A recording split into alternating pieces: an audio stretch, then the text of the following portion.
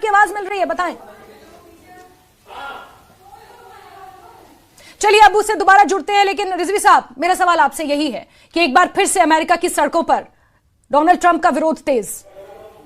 देखिए ये कितना अजीबोगरीब इत्तेफाक है कि अमेरिका में भी लोग सड़कों पे निकले हैं और ईरान में भी लोग सड़कों पे निकले हैं, लेकिन इसे बोलते हैं हक व बातिल की जंग कि अमेरिका में लोग डोनाल्ड ट्रंप के खिलाफ नारे लगा रहे हैं और ईरान में लोग वहाँ की गवर्नमेंट की हिमायत में नारे लगा रहे हैं। ईरान में जश्न मनाया जा रहा है और अमेरिका में मातम है। अब इससे बड़ी दलील ईरान की कामयाबी की क्या होनी चाहिए? हो सकता है बहुत से लोग इसमें किंतु परंतु इफ और बट करेंगे, लेकिन जो सच्चाई है दुनिया ने देख लिया। एक छोटे से मुल्क ने अमेरिका जैसी सुपर पावर के ताकत को जो है घुटनों पे ला दिया। और जब तारीख लिखी जाएगी, हिस्ट्री लिखी जाएगी, तो ये लिखा जाएगा कि कुछ जाबाज लोग थे जिन्होंने अपने वक्त के ताकतवर लोगों को शिकस्त दे दी। बिल्कुल। अबू, अगर आप तक मेरी आवाज पहुंच रही है तो बताएं क्या जानकारी है?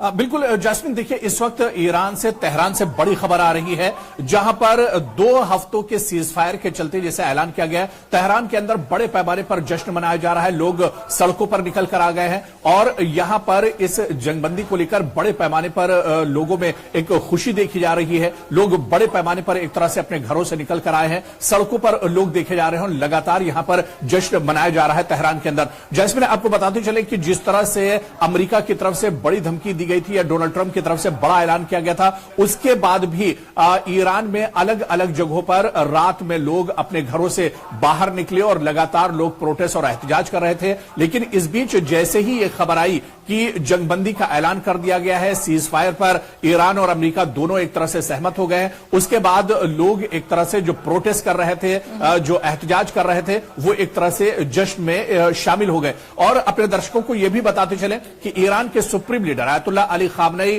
के मारे जाने के 40वें दिन यह सीज फायर हुआ है, यानी 28 फरवरी को जो जंग शुरू हुई थी अमेरिका और इजराइल की तरफ से अचानक हमले ईरान पर किए गए थे और उसके बाद इस जंग का एक तरह से खात्मा हुआ है। लेकिन जैस्मिन, ये जंग अभी पूरी तरह से खत्म नहीं हुई है, बल्कि महज ये जंगबंदी है, 2 हफ्तों की जंगबंदी है। अब पाकिस्तान में इजिप्ट, ईरान, अमेरिका और इसके अलावा तुर्की, खुद पाकिस्तान, कई इसमें अलग अलग फरीक हैं जो एक तरह से बैठेंगे और इस पर चर्चा की जाएगी। टेबल पर क्या कुछ चर्चा होती है, 10 पॉइंट जो रखे गए हैं, इनमें कितने पर सहमति बनती है, कितने पर नाइत्तेफाकी होती है, ये तमाम चीजें आने वाले दिनों में देखना बहुत अहम होंगी। और अगर इस पर सहमति बन जाती है तो ये शायद 2 हफ्तों से आगे भी सीज फायर बढ़ सकता है। लेकिन इस बीच आपको बता दें कि इजराइल की तरफ से बयान आया है। इजराइल ने कहा है कि वो दरअसल जंग रोकना नहीं चाहता था, लेकिन अमेरिका ने क्योंकि अब पहल कर दी है जंगबंदी की,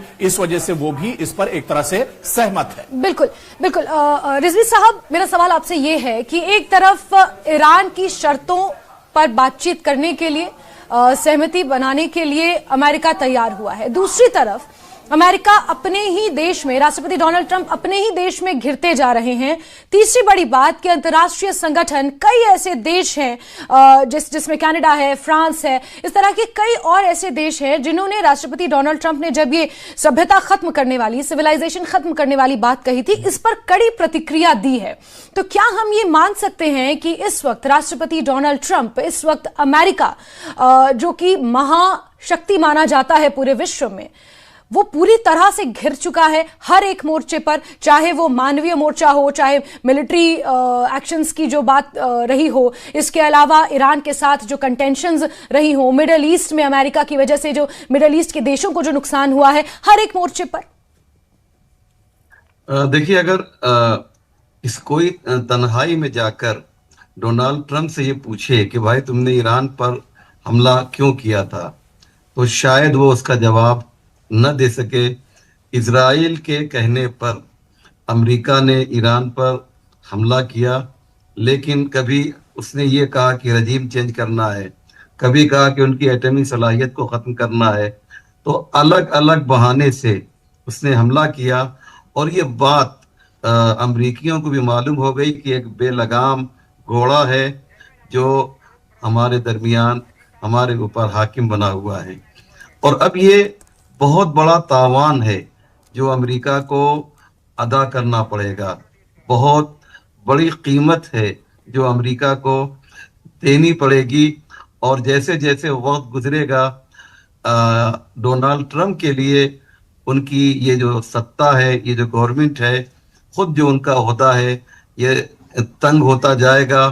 اور آپ خود دیکھیے گا کہ مہابھیوگ کے ذریعے سے ان کی جو پوسٹ ہے وہ شاید چلی جائے, کیونکہ انہوں نے بڑبولے پن کی وجہ سے.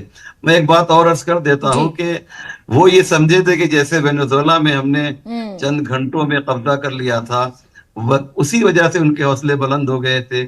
لیکن انہیں معلوم نہیں کہ ایران اور ہے اور وینزویلا اور ہے. میں ایک بات بہت ہی امپورٹنٹ اور آج کی سب سے اچھی بات آپ کی خدمت میں پیش کر دوں کہ جب آیت اللہ سید علی خامنائی کو شہید کیا گیا تھا تو ایران نے 40 دن سوگ کا اعلان کیا تھا. سوگ یعنی ماتم یعنی غم کا اعلان کیا تھا.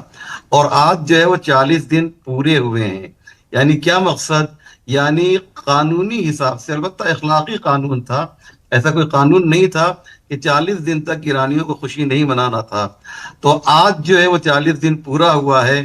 اور کتنا اچھا اتفاق ہے کہ 40 دن پورا ہوتے ہی آج ایران جو ہے جشن منا رہا ہے.